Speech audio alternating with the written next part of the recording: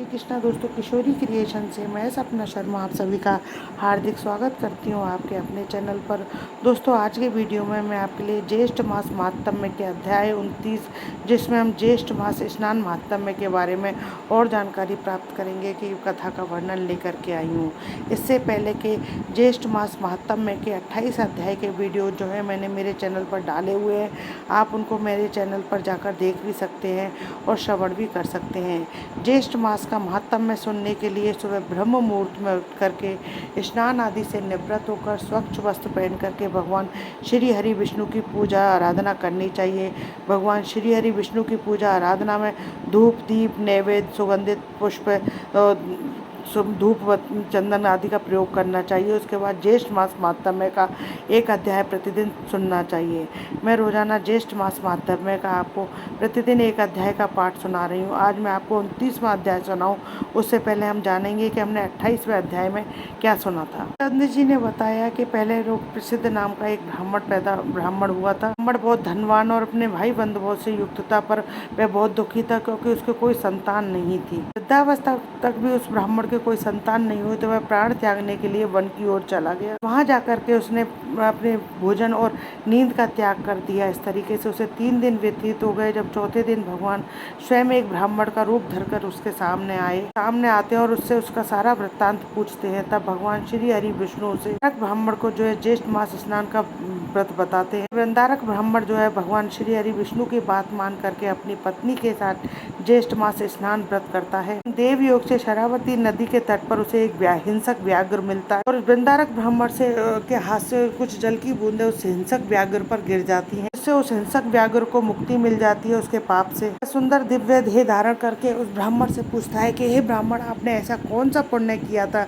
जिससे मुझ जैसे हिंसक व्याघ्र को भी आपने दिव्य देह धारण करा दी और मेरी मुक्ति करा दी। पुण्य फल भी जो है आप मुझे दो। तब वृंदारक ब्राह्मण जो है ज्येष्ठ मास स्नान का पुण्य फल उसको देता है। वृंदारक ब्राह्मण फिर से जो है ज्येष्ठ मास स्नान का व्रत करता है। उसे एक तेजस्वी पुत्र की प्राप्ति होती है। अब आगे की कथा हम अध्याय 29 ज्येष्ठ मास स्नान महात्म्य में जानेंगे। आइए सुनते हैं अध्याय 29। तो कहने लगे कि हे स्कंद जी, ज्येष्ठ मास में स्नान दान और महात्म्य श्रवण तथा पुराण पूजन का फल विस्तार पूर्वक कहिए। स्कंद जी बोले कि हे ऋषियों, आप सब लोग ज्येष्ठ स्नान के फल का श्रवण करें, जिसके श्रवण मात्र से मनुष्य तीनों कायिक वाचिक और मानसिक प्रकार के पापों से मुक्त हो जाता है। वृष सूर्य में ज्येष्ठ मास होने पर मैं प्रातःकाल ज्येष्ठ स्नान करूंगा, ऐसा संकल्प कर जल में स्नान के निमित्त प्रवेश करता है। पहले कहे गए तीनों प्रकार के पाप नष्ट हो जाते हैं। सूर्य उदय के पूर्व ज्येष्ठ स्नान करना चाहिए। मास में सूर्य उदय से लेकर आधा प्रहर पर्यंत जहाँ वही कहीं भी जल में गंगा आदि सभी तीर्थ वास करते हैं, इसलिए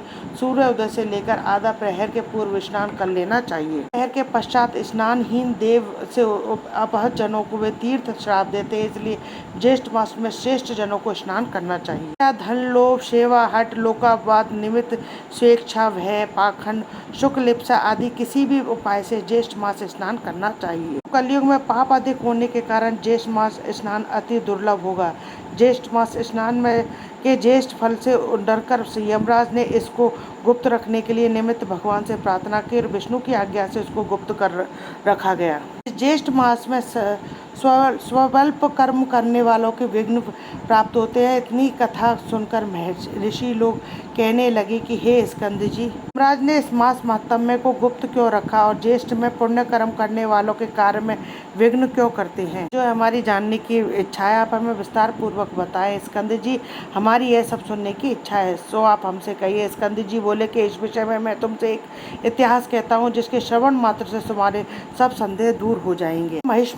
महिष्पतिपुर में एक कनक नामक ब्राह्मण रहता था। वह समस्त विद्या से हीन मूर्ख और पर निंदक था। कर्म को करने वाला और नित्य क्रय विक्रय किया करता था और भी अनंत व्यवसाय में अपने कुटुंब का उदरपूर्ण करता था। ठीक इस तरह से वह अपने परिवार का पालन पोषण करता था। इस पर भी उस दुरात्मा कुटुंबी को तृप्ति न हुई और उसने उदर पूर्ति के निमित्त मार्ग से पथिकों को व्रत करना आरंभ कर दिया। फिर भी उसकी तृप्ति नहीं हुई तो उसने द्विजदा धाम में चोरी करना भी आरंभ कर दिया। इसी प्रकार वह नीच ब्राह्मण महिष्मतीपुरी में रहता हुआ इस प्रकार के कर्म किया करता था। उसको चोरी करते हुए देखकर ग्रामवासियों ने उसको पकड़ लिया तथा उसको बांधकर खूब मारा और फिर ग्राम से निकाल दिया। कुछ दिनों तक गांव के पास ही वन में जाकर रहने लगा और रात्रि में घर आकर पुनः वन में चला जाता। वन में पशुओं का वध करके निर्दयी उनको खा जाता था। काम करते हुए उसको बहुत दिन बीत गए। इसके पश्चात अब एक समय ज्येष्ठ मास आया।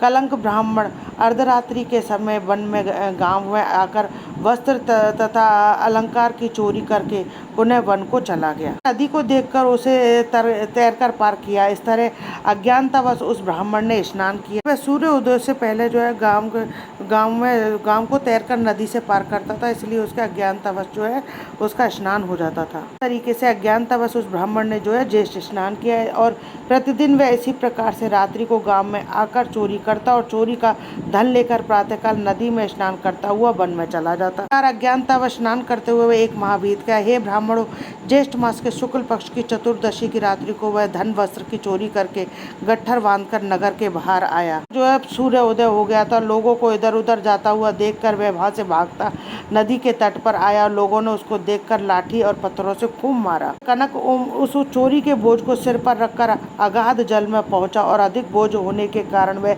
शिथिल होकर अगाध जल में डूबकर मर गया। कनक के लिए सूर्य के समान उस कनक को अगाध जल में डूबते हुए देखकर यह क्या हुआ कहते हुए सभी लोग विस्मित हो गए। नदी के किनारे कुछ लोगों ने उसको अगाध जल से निकालकर बाहर किया। उसे देखकर लोगों से कहा कि यह तो इसी नगर का रहने वाला कनक ब्राह्मण है। हम लोगों ने इसको नगर के बाहर कर दिया था। वह कनक ब्राह्मण उत्तम रूप को प्राप्त करके विमान के सहित दूतों को देखकर वह दिव्य पुरुष कहने लगा कि ये दूतों, ये विमान बैकुंठ से यहाँ किस पुण्य के प्रभाव से आया है। सारे देवदूत बोले कि हे कनक, अज्ञात ज्येष्ठ मास के स्नान से यह दुर्लभ विमान आपके लिए यहाँ पर आया है। पर कनक ब्राह्मण विमान पर बैठकर विष्णु लोक को चला गया। वहाँ पर विष्णु भगवान के समान रूप को प्राप्त हुआ। समाचार को सुनकर अत्यंत दुखी हुए और जगतपति विष्णु भगवान से प्रार्थना करके ज्येष्ठ मास महात्म्य को गुप्त करवा दिया। इसको कोई भी नहीं कर सके। हे ब्राह्मणों, ज्येष्ठ मास के स्नान का महात्म्य का फल मैंने आप लोगों से कहा है। ज्येष्ठ मास महात्म्य, ज्येष्ठ मास स्नान महात्म्य 19वें अध्याय संपूर्णम, 30वां अध्याय संपूर्ण हुआ। दोस्तों, यदि आपको मेरा ये वीडियो पसंद आए तो प्लीज़ मेरे वीडियो को ज़्यादा से ज़्यादा लाइक और शेयर कीजिए अपने फैमिली और फ्रेंड में। यदि आपने अभी तक मेरे चैनल को सब्सक्राइब नहीं किया है तो इसे सब्सक्राइब करना ना भूलें। पास ही में बेल आइकन को दबाएं, जिससे मेरे आने वाले हर नए वीडियो का नोटिफिकेशन जो है आपको मिल जाए। हिंदू धर्म, रीति रिवाज, कथा कहानी जानने के लिए मेरे चैनल पर बने रहने के लिए बहुत बहुत धन्यवाद। जय श्री कृष्णा दोस्तों, राधे राधे।